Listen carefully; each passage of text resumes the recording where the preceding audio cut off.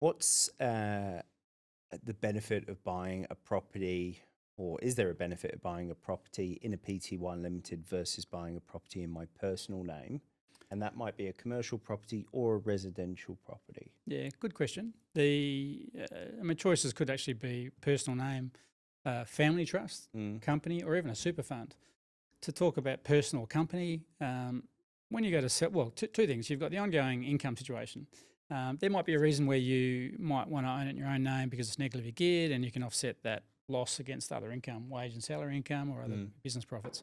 If you obviously have positive geared or in future positive geared income, unfortunately that all goes in your name. So flexibility is probably a really key question, which is why trusts are probably more popular. But you might want to put it into a company just purely because you've built that much wealth, and at the end of the day, it's going to be probably an asset you're going to pass on to your children, or control of a trust which owns that company onto your children is probably the more common answer for the more wealthy. A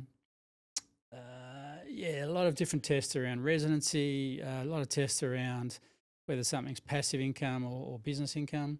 But just purely residential or commercial property, you would probably tend more to use a family trust than a company to buy it. But again, when you've got fairly wealthy people who literally are going to hold that property and pass it on, they might typically put it into an investment company. One of the tests to be also mindful of, state-based again, is land tax. And there is some thresholds, won't go into detail, but thresholds where you might hold multiple properties, where property, a bit like payroll tax, is aggregated. So they'll rate you on land tax based on the aggregated value of the property. So, and as much as you might think, well, if I've got commercial property, the tenant will pay the outgoings. Yeah, but if you get to a point where you're owning 2 or 3 properties in the millions and your land tax is aggregated and you're asking your tenant to pay it, it's often unconscionable to ask them to do that. So I'm not paying that much. So sometimes there's other reasons to consider different properties in different companies or different ownership, which can deem it not to be aggregated. So that's property. Yeah. I guess from a mortgage funding servicing point of view, I've been recently looking at mortgages and funding them in my personal name, and the serviceability I had there on buying a second residential property and keeping my first one, using that as leverage or equity against the new one.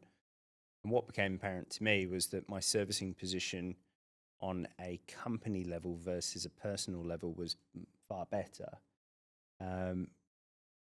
Does that apply to everybody, or is that just people in business? What would a business owner do versus the average person who's an employee? Yeah, it's a good question. The bank's an interesting beast. They look at, firstly, security, but probably more importantly, serviceability. Banks don't like to have to foreclose on people.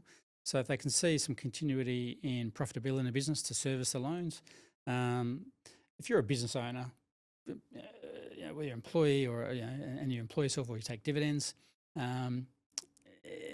it's sort of a case-by-case basis to really answer that question. It's if it's a bonus, if obviously banks will value your business at a higher level because it's profitability and multiples, and certain banks do that. If you can rely on business serviceability, if you're with the one bank and you've got multiple property or businesses and they can cross-collateralise, they can obviously pull the whole thing.